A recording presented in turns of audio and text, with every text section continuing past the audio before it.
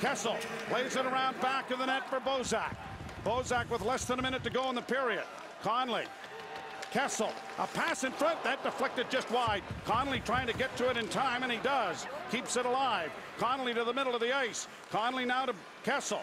Kessel holding, working out. No, decides to come back in with a shot. That was stopped. There's a rebound. Score! Bozak! And the league leading point getter will get an assist. And the Leafs have a 3-1 lead.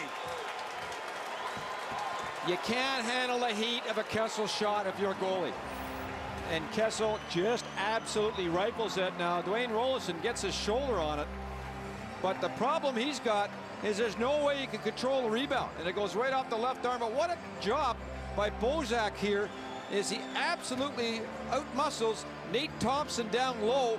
Gets the puck. Thompson's fishing for the puck instead of taking the man out of the play. And he just can't get Bozak's stick. He takes a couple of whacks at it, stays with it with a good hard stick, and now it's a 3-1 lead for the Maple Leafs. So the league leading power play has really gone to work here. And they've got another opportunity with 1:11 to go on it. Right back into the Tampa Bay zone it goes.